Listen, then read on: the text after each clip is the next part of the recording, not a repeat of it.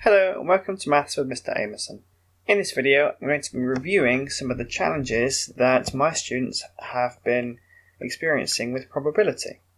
I'm going to do that by looking at their answers to some multiple choice questions that they've been doing.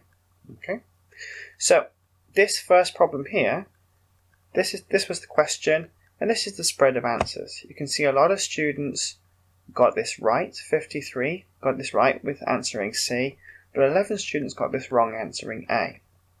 And so the most common problem was choosing this answer here. And generally, people answered like this. They chose A because of there being 2 reds and 5 blues, so they automatically think, well, that's a 2 in 5 chance. But in fact, because there's 2 reds and 5 blues, there's actually 7 altogether. And this was another explanation that was given that was really well worded. 7 altogether, so there's a 2 out of 7 chance of choosing a red from there. Okay? So, your turn. Have a go at this really similar question. Pause now to have a go.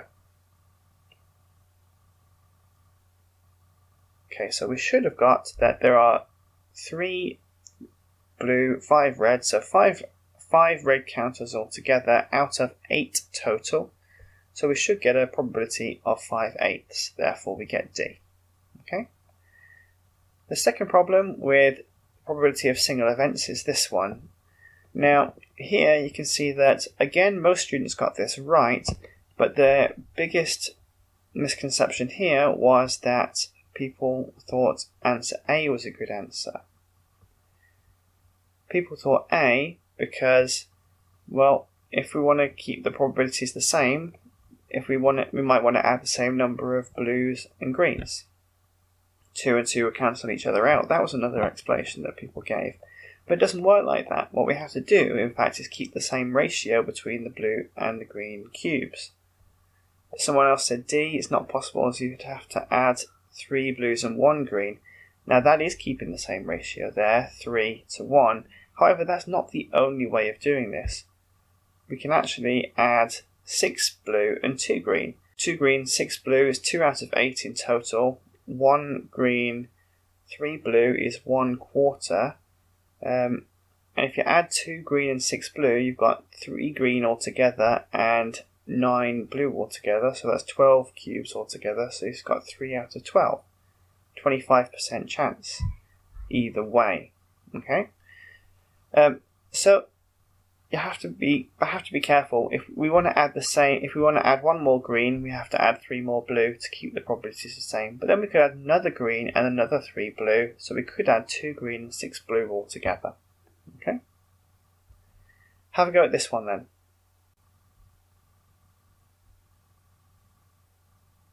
So you should get that we need to add 2 blue and 1 green for this example here. Okay, it works the same way as the previous question, except instead of doubling the amounts that we add to keep this probability the same, we can halve the amounts and it keeps the probability the same as well. Alright, mutually exclusive problem. This was a question that was very well answered, but a few people struggled with this. Few people chose answer B. The reasons given were the probability of winning, losing, or drawing are equal. That's not necessarily true. The probability of winning, losing, and drawing does not have to be equal, but in a game, in this game there are only 3 options, so those options need to add up to 1. So the 1/7 and the 1/7 add up to 2/7. The 1 whole 1, or 7/7, subtract the 2/7 from it, we get 5/7. So the probability of losing would have to be 5/7. Your turn. Have a go at this similar question.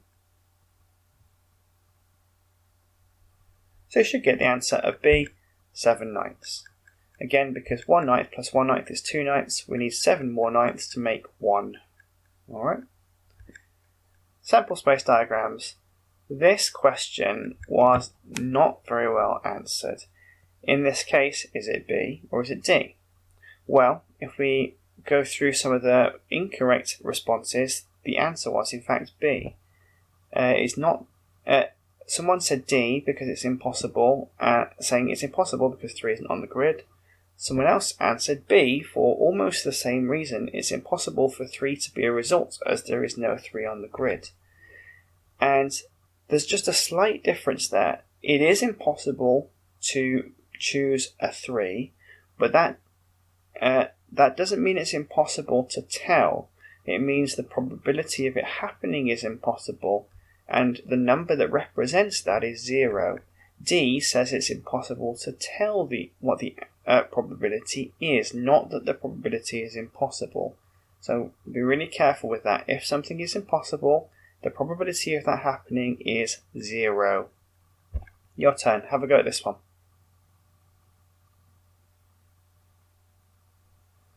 Okay, so again, it is not in your sample space diagram, the number 1. Therefore, it is impossible. So the probability is 0. Okay? For the second sample space diagrams problem, this question was fairly well answered. Most people choosing option A as an incorrect option. B was correct. The answer A, people wrote because by looking at the diagram you can see there are 2 6s. Well, yes, there are 2 6s, but that doesn't mean that the probability is 2. I had a very similar question that I gave to my students, and the answer there had, for example, 2 out of 16 as an option. However, seeing that there are no 2 out of 16s as an option here, I think that meant that more people were inclined to choose option A, whereas in fact 2/16 simplifies to 1/8, and this is one of the explanations again that one of the students wrote. 2 of them are 6, so 2 out of 16 simplifies to 1/8. Your turn. Have a go at this question. I've kept the answers the same, I've just changed the question slightly. So here we do get an answer of 1/8 again, because there are 2 8s in the diagram, so 2 out of 16 in total, so 1 out of 8. Frequency trees. This was an interesting question. All of the incorrect answers here are due to the fact that the question wasn't answered in its entirety. It was partially answered.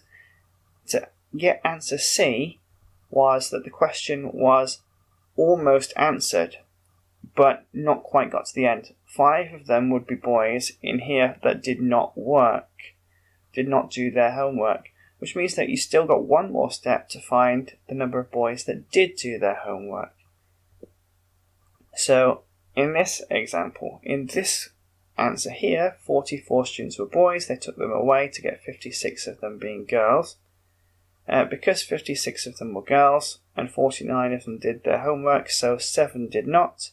Take away the 7 from the 12 that did not in total, gives 5 boys that did not, which is exactly where that first answer ended.